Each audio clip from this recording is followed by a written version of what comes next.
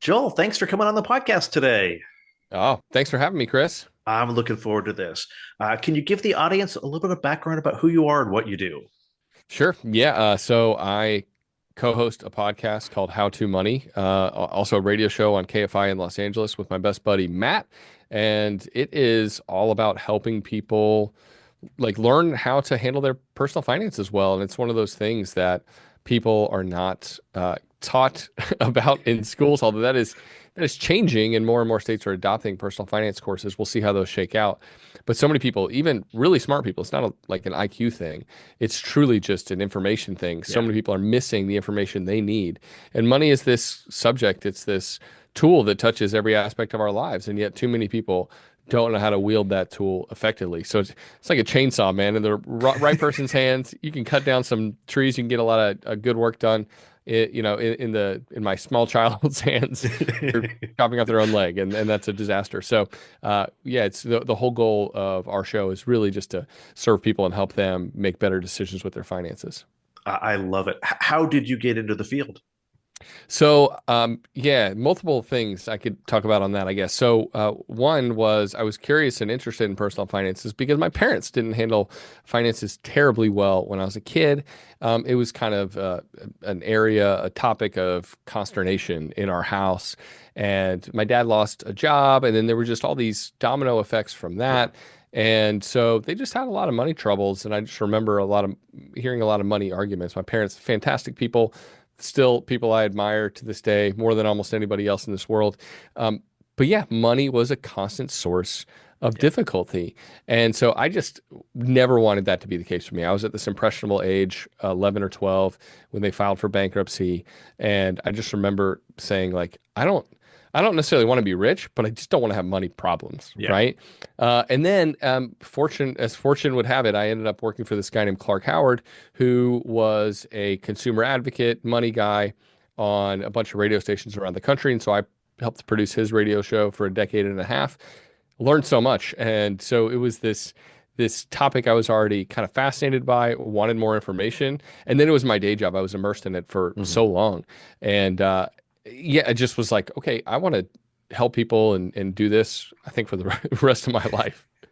How did you like? I've known of Clark Howard for, oh gosh, probably most of my life. I think he's been around doing finance for. He was around to what, 30 years doing it or Oh, something like yeah, that. over 30 years at this point. Yeah. How did you get connected with Clark? So I had actually interned at the radio station for one of the political radio shows that was on before him, Uh-huh. and then there was a job after my internship was done that came open with Clark, and it was just kind of this match made in heaven. I got lucky. I was a pretty dumb, 22-year-old who probably wasn't very helpful in those early months and maybe a couple of years, but was learned a lot in those first couple of years, and then just but thoroughly enjoyed getting to work with him and that team, and just everything he does is about serving people Yeah. and teaching people. And I just wanted to kind of iterate and do that for the next generation because there's new messengers are needed from time Yeah. to time, and Clark's not going to be around forever. So I was like, all right, let's go do this thing. And I think for those who haven't heard Clark, he's a little bit probably more extreme about his savings, the way he saves than most people. That's true. He will. I've been on many work trips with him, and he will walk quite a long distance to avoid paying for parking, even if it's like wintry snow in Wisconsin or something like that. And I can get down with many of his cheap ways, but there were certainly some things that are not my jam. And that's the thing too that we try to leave open on our show is just kind of everybody has different goals for their lives, right? And not everybody wants to live this incredibly frugal, buy all your Yeah. clothes at Walmart sort of lifestyle. There's nothing wrong with that. And in some ways, kind of going hard in that direction can open up a lot of other Yep. opportunities for you when it comes to time freedom or something like that. But yeah, I want to be open to that, what that looks like for other people, because everybody's got different hopes and dreams. Yeah. To me, that's always the important messaging is that uh, your mindset, the way you think about it, is not the same as every other person on the planet. Yeah. Yeah. I mean, I think a lot of people think that. They think everybody thinks like me. Everybody wants the same things that I want.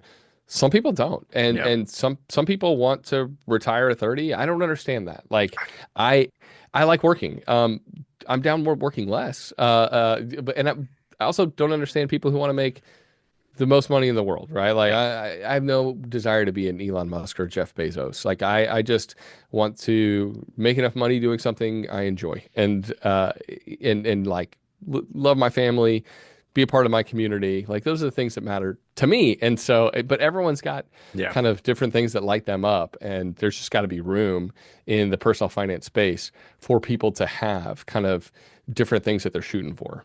Yeah. And so before we start talking about the kind of the finance specifically, I want to ask you a question that I ask most of my guests is have you ever been a victim of scam or fraud?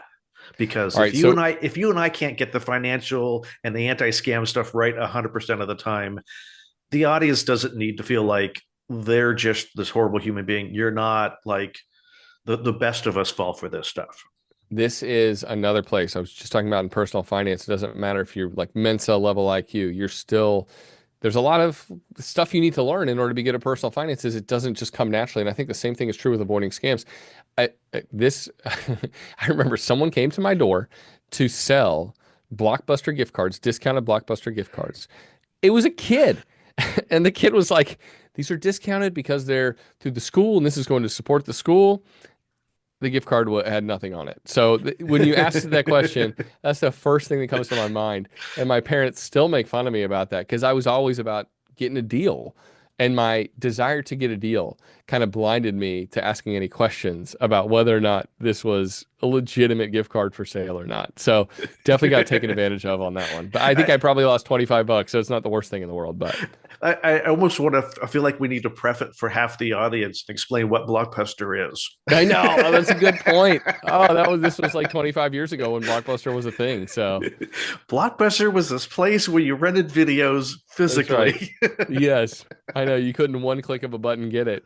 The nice thing about Oh, actual physical video stores, though, was the recommendations you get from the yes. employees and stuff like that. And now, I don't know. I miss the kind of human touch when it comes to recommendations. Now it's just Rotten Tomatoes, which has its benefits, but It, also its it, downsides. it's now an algorithm.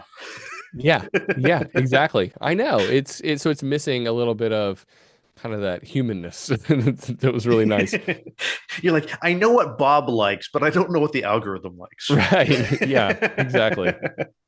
So let's jump into it, and I'll kind of ask the overarching question, and we'll work from there. Like, what are some of the most common financial mistakes or traps that you see people making? So I think the one thing more than anything that I see people doing is just not having a high enough savings rate. Hmm. They're not tracking their expenses. That's another one. And so sometimes it's just literally not knowing where the money is going. And so it's hard to make any changes when you're not sure what's the status of things, right? Yeah. There is no, there should be like a state of the union for your personal finances, essentially. And part of that is, I mean, I know people don't love to hear the word budget, and I don't talk about budgeting as often as a lot of the people in the space, but tracking your money at least and kind of knowing where that money is going is the first step to like plugging those leaks. So you have to kind of do an audit and say, well, where is my money going? And you might find, because there have been surveys done, Chris, and the average person thinks they spend something like Yeah. 120 bucks a month on subscriptions, and yet they spend more than double that, right? So when we think one thing and another thing is happening, there's some dissonance there that needs to be cleared up. There's all sorts of like low-hanging fruit ways to save that most people don't think about. One that I talk about is changing who you have your self-service from. Yeah. And if you get your self-service from one of the people who advertise on all the sports leagues and stuff like that, watching the NBA, hey, that's my cell phone company. You're paying too much Yeah. because there are some really great discounters, and guess what? You're not getting inferior service. But yeah, I think tracking where your money is going, that's going to at least shine a light on the areas that you can change. And there are some things like when I use the word budget, what people typically think they're like, oh, Joel doesn't want me to ever eat out again. Yeah. It's like, no, of course I do. Like if that's what you're into, that's great. I just want you to make these choices with your eyes wide open and with the information in your hands instead of making a choice based on information that is non-existent and you keep doing the same thing that you're doing and you're digging yourself further into a hole. Typically that's a debt hole. So another Yeah. big, common financial pitfall is that people use credit cards indiscriminately. That has extended to buy now, pay later, which is just like a kind of common thing that's happening right Yeah. now, the escalation of people using BNPL. And I think a lot of those people are using it on top of credit cards. Yeah. And so something like 50% of people have a revolving credit card balance that's right around that $10,000 mark. Ooh. Something like 10% of people who use credit cards pay the minimum suggested pay, the minimum payment amount, which means they're going to be in debt for decades to come, paying ridiculous amounts of interest. So those are the kind of things that will, it might seem insignificant or small. I got a few $1,000 on my credit card, Yeah. right? But that sort of mentality over time is just going to put you in a really nasty situation. Yeah, I was talking with someone recently, and they were over that 10,000 number, and I didn't ask what the interest rate was, but I'm sure it was 20. What's common these days? 20%. 20, And, 22. and I Yeah. was like, dude, that's you're like $500 or $600 a month in interest just to stay even. Yeah. And I Yeah. was I like, know. oh, dude, that's like you got to do something. Yes, I know. And that's the thing is most people don't know what to do. And you got to come up with a plan, right? And so that for a lot of people, it's like, yeah, I know I need to do something. But you have to come up with a plan. So you have to like, what are all my debts? This is again laying eyeballs and everything. List them out. What's the interest rate? How much overall do I owe? Well, how much of a gap can I find in what I'm earning versus like the monthly bills that are non-negotiable, right? Where are the gaps here where I can find some extra savings? So how much money can I actually throw towards this debt? Yeah. Okay, how long will it actually take me then if with this extra money that I can throw at these debts to pay it off? And then come up with a strategy. Well, which one should I prioritize? And there are different strokes for different folks on that. There's a website that I typically recommend to people. It's called undebt.it, and it can help you for free come up with a little debt payoff plan. And yeah, but without a plan, your progress is going to be slow. So Yeah. come up with some sort of plan, stick it on your refrigerator or on your bathroom mirror or something like that, and find the motivation to get rid of it because it really is. I mean, I've never seen anyone pay off debt and not be thrilled about Yeah. it. It's the feeling at the end of that is good. It's just like running a half marathon or something like that. It sounds painful in the beginning, Yep. but once you get to the point where you're able to accomplish it, you feel like the baddest mofo around. You feel awesome. I mean, that was one of the things when my wife and we got married. It was okay. We're paying off our debt. Like Yeah. that's yeah, we're gonna pay our bills, but like not we're not gonna be hermits and eating top ramen every day. But it was like no, like any raise that comes in, any bonuses that come in, it doesn't go to fun. Like we just got to buckle down for a couple years here and just knock stuff off. And every time every card Yep. that got paid off, it was like, oh, there's just this weight came off our shoulders of like, okay, there's just Yeah. one less monster chewing at our ankles. It's kind of like you can do the hard thing now or you can do the hard thing later, right? Yeah. And doing the hard thing now sets you up for success to where it's just easier sledding later on. But if you do the easy thing now, which is to like continue those consumeristic tendencies, keep hitting buy now on Amazon, keep doing the buy now pay later thing, keep racking those things up, the hole gets big and it's easier to get into that hole than it is to get out. Yeah. So it might have taken you a few years to get there, but then it might take you 5 or 6 to get out. It might take you twice as long. For a lot of people, it does. So it's I don't know. You take the easy route. You're gonna have to endure more pain later on. So you were talking about budget. Like, why do you think like I've never, well, maybe not never. I should avoid the word never. I have seldom met anyone who is like, "Oh, I just love budgeting. I just love making budgets." Like, what is it about us that just makes the process of sitting down and coming up with a budget this thing that we just don't want to do? Well, I totally get that reaction, and it's kind of my reaction too, personality wise. So I am not the detail oriented fella. Spreadsheets and I do not mix very well.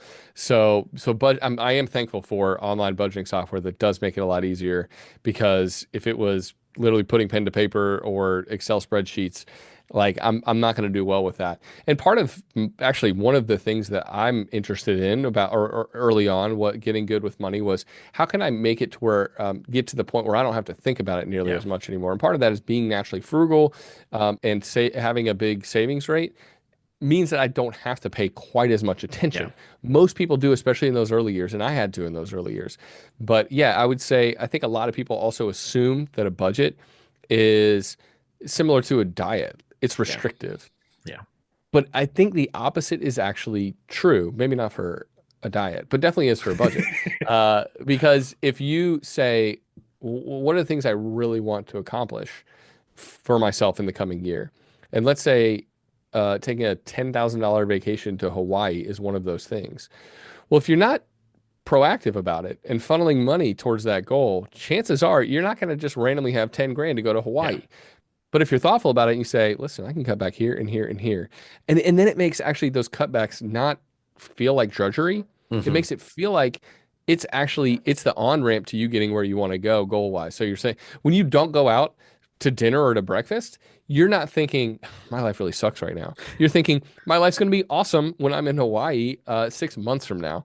So I think that people get it kind of wrong where, oh, the budget's going to make me mean I never get to Yeah. enjoy anything ever again. And the opposite is true. It actually helps you figure out and plan for the things that are going to be bring you the most joy and then save your money for those and then cut back kind of more ruthlessly in those other areas that don't matter nearly as much. Do you think it's one of those like I've read this concept with dieting. We'll continue that comparison. Is that one thing that could be really successful is not even like worried, not even thinking about cutting calories, exercising more, or doing anything. It's just document what you're currently doing, Yeah. and Oh, yeah. that suddenly results in people kind of just naturally starting to taper back on what they're eating, the amount that they're eating. They start exercising more without anyone saying, well, you have to do this or you can't do Yeah. that. Does it work the same way for money? Is it once people start looking at what did I spend my money on? Where did my money go? That just starts that process rolling? 100%. 100%. I think most people would say, I probably have 2 to 3 drinks a week. That's a common sort of response, right? And then if you actually write it down and go back to look and you're like, I had like 3 margaritas on Tuesday. That was just Tuesday, you know? And so you have to, once you write it down though, you can no longer deal with assumptions. You're dealing with reality. Yeah. And it's also applies to finances. So you assume certain things about where your money is going. Well, we probably spend this much on eating out. We probably spend this much at the grocery store. And then you might not realize, oh my goodness, like we went way over that this past year. And one of my friends does something really old school that I think can be helpful to people. Is she literally has like a ledger on her kitchen island, and she comes in and she writes down everything that she spent. And I do think there's some power in that. Mm-hmm. Maybe doing that for like 30 days as a trial, just so that it does register with your brain. There's something powerful about writing things down that does something to us. And so I would encourage people to do that. Yeah, for a little while, like write down everything that you're spending because it's so easy. We're so forgetful. I think a lot of people forget when the Amazon box shows up. Like, what's in here again? I don't remember what I bought. That's a that's how far gone we are Yeah. as a culture. And that has happened to me before, and I feel shame when that is the case. So I've definitely had those. That's a box on the door. yeah. Did you order something? I don't remember ordering anything. Yes, I know. And so I think writing that down helps connect it in a way. And then it's a great thing then to go back and look at and say, well, I don't know, am I getting the value I want out of these things? I'm a valuist at the end of Mhm. the day. And so there's some purchases that other people might say, that's ridiculous. I would never spend that much on that. But for me, I get a heck of a lot of value out of it. So more than happy to spend the money on the thing. Craft beer is one of those things. There's other things though that hit that list for me, but everyone's got their own thing. Figure out what that is and then dial up even your spending in that category where you're like, oh, mountain biking is like my jam. And so I'm going to probably spend like, 2,500 bucks a year in bikes, components, trips for mountain, whatever. Uh, Spend the money proactively on that stuff and then just cut back in the other areas. And that's actually kind of freeing and actually exciting to be like, I'm funding the stuff that's really moves the needle for me. So what kind of you alluded to it earlier with like cell phone services of move away from the big name brand carriers and use the Yeah. MVMOs. and the Enos, sorry. Yeah, yeah, Switch to one of those. It's still the same network. You're just, paying somebody else a smaller amount of money. What are some other ways that things that we could do where we're spending money that we could get the same product or service for less money or no yeah. money? Man, something else, the first thing I think about is insurance. And tougher in California right now than Yeah. almost anywhere else, sadly, of course. Just tough times in the insurance industry in general. But in an era of rapidly rising costs, it means the disparity between one insurer to another can be significant. And so I think people should shop their insurance every year or two. And the amount of money you can save with car and home insurance could be $1,000 a year, Hmm. which is not insignificant. So there are also places like there are insurance providers or insurance agents who aren't attached to specific companies. They're independent. Yep. And there's a website, trustedchoice.com, and you can reach out to a independent agent. So it's like, it's not even like you've got to hit the phones all day or something like that. Like you can have someone kind of help do it for you on your behalf, or Policy Genius has a similar service. But I think insurance is just another one of those areas where at the end of the day, and I think it's wise to look at the Consumer Reports rankings Yeah. and you can say, well, am I going with a much crummier insurance company here that doesn't seem to hold up its end of the bargain when a consumer files a complaint? I would factor that into my Yeah. decision-making process. It's not all just like you go with a cut rate provider, I guess, that isn't going to back you up if you have to file a claim, and you don't want it. That'd be cheap, not frugal. But I do think that's one of those things. There's even just honestly pestering the insurance agent sometimes. What are the other discounts that you offer? It's amazing how many discounts you can get if you just like kind of ask, and it's like the magician with the thing that the tape that keeps unraveling, right? And you're like, how do you keep Hmm. pulling that out of your sleeve? They will continue to cough up information about what discounts might be available to you. For instance, there's a defensive driving course that you can take. And guess what? You don't have to go in person to an actual defensive driving place that you see off the highway or something like that. You can go to AARP's website. I do not qualify for AARP Yeah. yet, but I took the course. It was like 25, $30, and it saved me over $100 a year for multiple years in a row on my car insurance. So those are the kind of things where if you start asking that, you start barking up that tree, you're going to find, wait a second, 30 minutes here could save me a few $100 over the next few years. And those are the kind of questions I think a lot of people just fail to ask. What about subscription services? Are there ways that we can get the same products and services for lower rates? Kind of. Some of it's like bundling, right? Hmm. So let's say you're like, oh, and we're starting to see this kind of consolidation in the streaming space. Yeah.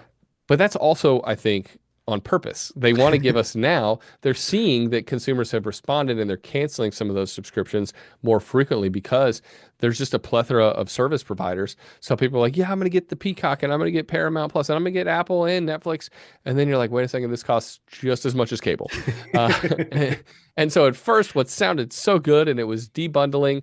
But guess what? It doesn't come with any of the live sports. So if you want that, that's going to be a heck of a lot more money too. At the end of the day, I think consumers are almost more frustrated to a certain Yeah. extent with their streaming choices, especially now that ad-supported plans are kind of becoming the norm. And granted, yeah, you can save a lot by going the ad-supported route, but the providers at the end of the day, they make more money if you Yeah. choose that option. So, yeah, I think if you are super loyal to one or two of those and you're watching frequently on, let's say, Netflix, then yeah, it's okay to sign up for that and never cancel. I think most of the time, though, loyalty is what's going to kill you. Yeah. So sign up when there's a good deal, like Hulu would offer on Black Friday, a $1 a month for the year sort of thing. So $12 over the course of the year, you're like, if I just watch like 3 movies on there, I've more than paid for my subscription. So just be kind of more shrewd about that. When I sign up for a promo deal, excuse me, with one of these streaming service providers, or if I sign up for a free trial, I am cognizant to what am I going to watch? Maybe keep a list of that. And then I put it on the calendar, Hmm. cancel by this date. Yep. So if I sign up today, it's like, all right, February 13th, I need to cancel then. so that I'm not charged for an additional month. And that way I actually go in there and I do that. But most people are like, yeah, I'll do the free trial. Free, haha, great. And then they start getting charged and they're not watching the service. It's just not paying attention. That's what's costing people money. I know someone who exploits their lack of loyalty, so to speak. It's like, okay, it's January. January is Netflix month. Yeah. I'll have the Netflix subscription just for the month of January, binge everything on Netflix, and then cancel it next month, and then I get Peacock. Yeah. Run it for a Yeah. month, and I cancel it, and then I get I forget who the other ones are, but Amazon Prime or whatever, Yeah. That's another and one. watch it for a month, and then cancel it, and then go back to Netflix, watch it for a month, and I then mean, HBO for a month. yeah, and that you might that's why they're trying to, I think, to do more package deals and offer more discounts for paying annually because they realize that, well, if more and more watchers, viewers are doing that sort of cancellation on a month-to-month basis, and that maybe they've only got Hulu 2 months out of the year Yeah, instead of 12, well, we're only going to get paid, even if it's a bigger per month fee, we're going to get paid a heck of a lot less. So let's sign them up for the annual deal, and that's gonna, pad our pockets more. And who cares if at that point it's just like selling a gym membership. yeah, They don't want you to come into the gym. yep. They're more than happy for you to keep paying and like never darken the doors, never hop on a treadmill. That's only in their interest for you to never show up. That's exactly right. I mean, I think we talked about that recently with LA Fitness. LA Fitness has like 2,500 plus stores around the nation, and they want to double that like over the next few years. Oh, And it's because they have like such a low price threshold. I think people are so price insensitive at that particular $10 to $15 a month threshold. They're like, hey, well, how much could it actually be costing me? Well, $180 a year is actually a lot of money. And if you're not using it, if you are using it, it's a great deal. Like you're getting your fitness on for very little. But if you're not using it, just wasted money. yeah. Are there like banking products and services that we should be steering towards or steering away from? Because I know there's in the same way that there's loyalty towards name brand wireless carriers and loyalty towards particular streaming services. Do you see that with banking as well? Yeah, I think what I see is that people grow accustomed to doing business with either the bank they've been doing business with for a long time or the bank that they see on every street corner and advertisement. Mm-hmm. And that is in particular as interest rates on savings accounts have gone up in recent years, down in recent months, but up in recent years, that is costing you more and more money. And the big banks care absolutely 0% about anybody who does business with them who doesn't have a net worth that starts with a B, right? So, I have $1 million. Like they don't care about you. Like they just don't. And so they're going to pay you next to nothing on your savings, and that really adds up in an era where the best banks, my favorite, which are the online banks, are paying reasonable rates of return on your savings. So, Mm-hmm. uh, you're you talk about inflation. Everyone hates inflation. Well, how do you outpace inflation? One, by investing, and then two, by making sure with your money that's in liquid savings is in a high yield savings account and not in some crummy, trashy savings account with one of the big banks. So there's Wells Fargo and Chase. I don't do business with them. Bank of America, like move your money if it is there, and go with. There's all these neobanks. I don't love those either. There's some pitfalls with some of those neobanks in particular, and we've seen those come to light recently. I always highlight the a few online savings accounts that are highly competitive, have great service, customer service, great features. CIT, Discover, and Ally. Capital One is another great one. They've come in trouble under fire recently too from the federal government about having two different savings accounts. And so I get the frustration there, but I think if you're in Capital One's better account, they're still a great institution to do business with. They have some great products. In particular, if you have kids and you want your kids to have an account, Capital One's great for that. But yeah, I think those online savings accounts, they're FDIC insured. They're going to offer you competitive rates. And don't go. Maybe it's one of these. I've never heard of CIT, Joel, or I've never heard of Ally. That's okay. Go check them out. They really are FDIC insured. You can go to the FDIC's website and verify. And I would much rather see people doing business with those banks. So at what point you talked about interest rates? At what point on the accounts? At what point should you start getting suspicious of like This seems surprisingly high. That's a really good question because we've seen that's why I hesitate with some of those neobanks. And maybe I should define that, but Yeah. they're basically these fintech companies that have launched really cool looking websites and really interesting, neat features like, oh man, you get your paycheck 2 days early? That sounds really cool. Maybe I should go with this bank called Chimety Chime or something like that. Or what I don't know. They have these funky names, this fun branding. And they do have some kind of interesting features, but then at the end of the day, yeah, what's going on and what's the fine print look like? And particularly, there have been some of these banks that have like crypto affiliation, and so they're offering 8 or 9% returns on your saving, and you're like, "Wow, how's that? That's a lot better than what my bank's offering. Or that's way better than those online banks that guy Joel talked about. I should go over there."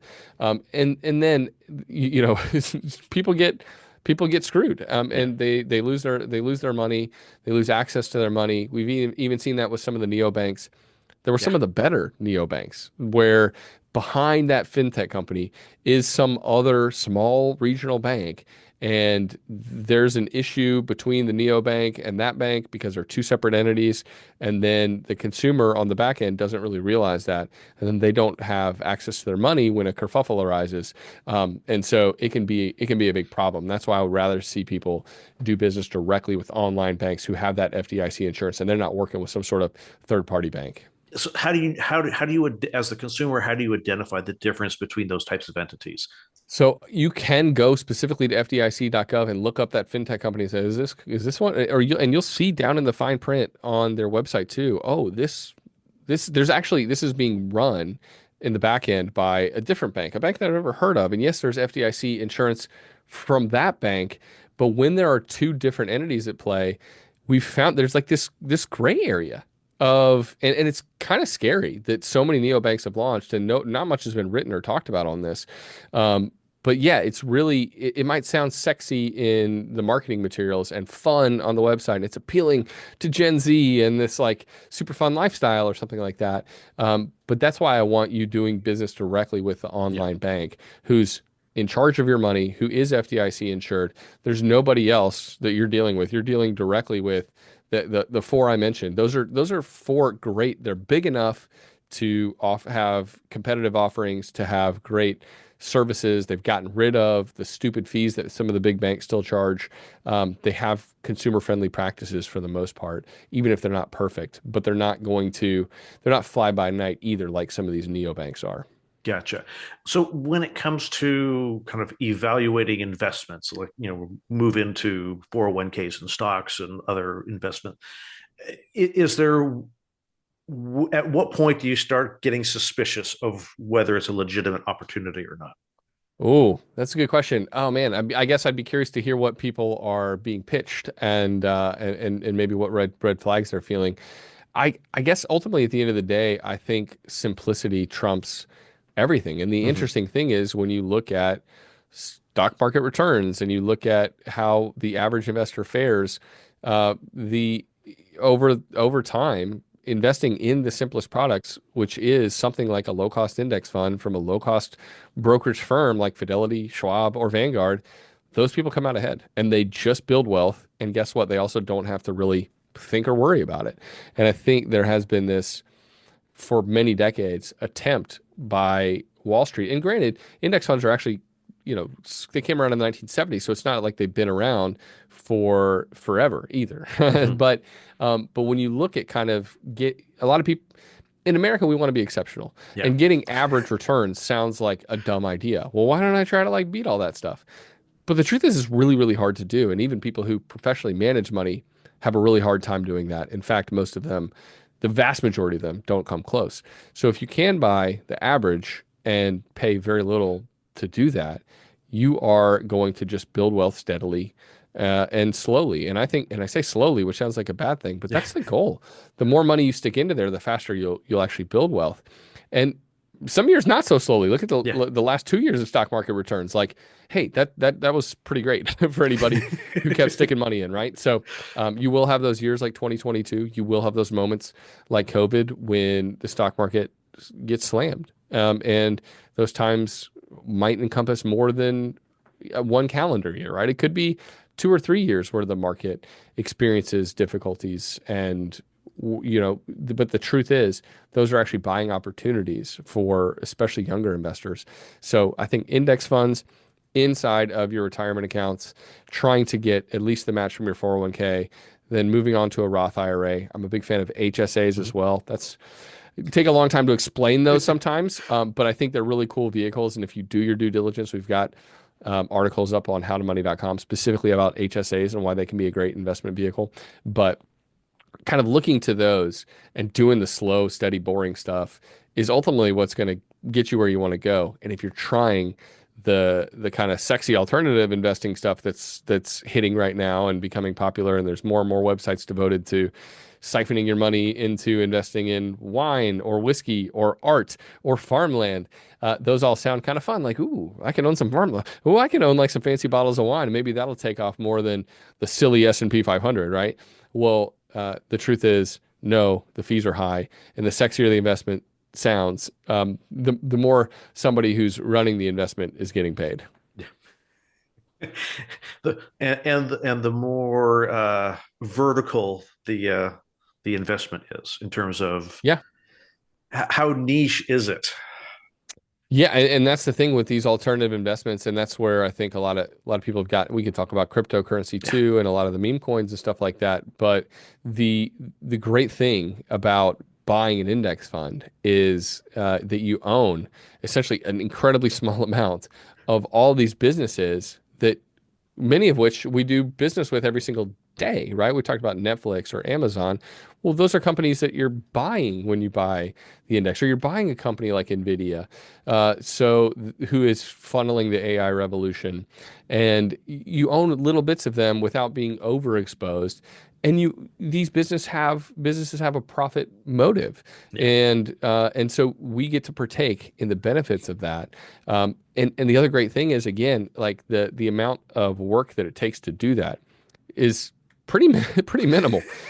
And for most people, I don't know, I have a day job, I have kids, I have hobbies. And so the idea of looking over prospectus reports and trying to decipher whether or not this alternative investment is going to help me beat the market or something like Yeah. that, I don't have time for that, or I'm just not interested in spending my time that way. Some people are, more power to you, but you just got to be careful if you go in that direction, because the chances are you're going to make less money, you're going to spend more time, you're going to pay more fees, and it's just you're not going to come out ahead by doing it. And depending on what it is, you might lose it all. Yeah, that's true. I mean, that's the meme coin space is rife with fraud and scams, and some people are being sued for Yeah. that. There was one young lady who became famous on the internet because that's what happens these days, and she launched a coin, and she made money. Yeah. Our So our everything's good then, right? right, yeah, but a lot of other people didn't. And not to get political, but our president and his and the first lady launched a meme coin, and that was another thing where there's paper money being created out of thin air here. And what are you actually buying? Yeah. Are you hoping to get rich quick? And I've just talked to too many people who put money into the meme coin space, or even just cryptocurrency space in general, and they were hoping, like with meme stocks, that they were going to buy at the right time and sell at the right time, and they were the fool on the other side of the trade. And that's just, especially if you're not doing the right thing with 90 to 95% of your funds, and you're taking big bets like that. Yeah. It really is like going to a casino. And we just have so much more casino-like behavior in the United States these days on apps at our fingertips on our phone. Yeah. It's frightening. It's frightening. You make long-term financial decisions based off of a dopamine high. Right. Yeah. And I mean, it's betting, right? Now you can bet on your phone, sports gambling, and Robinhood, which we're blurring the lines. Robinhood wanted to make gambling on the Super Bowl legal, and then they were like, "Ooh, I don't know. Maybe we are flirting with some legal gray area here. If we do this, we might run afoul of some government agencies." So they pulled that back in advance of the Super Bowl. But that is one of those things where it's just becoming normalized, and Yeah. we're seeing more and more people. Hey, my buddy's doing it. Hey, you know what? I know more about the Cincinnati Browns or Cincinnati Bengals, Cleveland Browns, I guess, running back, and so I think he's definitely going to run for 100 yards in this game. And I think yeah, football's over now. But like people, just because you have that sort of belief doesn't mean you should put your money where your mouth is. And I think part of it is, when people are on the upside of that and they win big, they tell everybody. But Yeah. when they're on the bottom side of it and they lose everything, they don't tell anybody. And so No. all you ever hear are the success stories of cryptocurrency, the success stories of meme coins, the success story of a wine ETF. You Yeah. know, Oh yeah. you We don't don't share our beats hear. publicly. Yeah, people don't like, oh yeah, I lost $100,000 on on a meme coin last week. No one wants to do. No one is going to come forward and say that. Not Yeah. no one, No.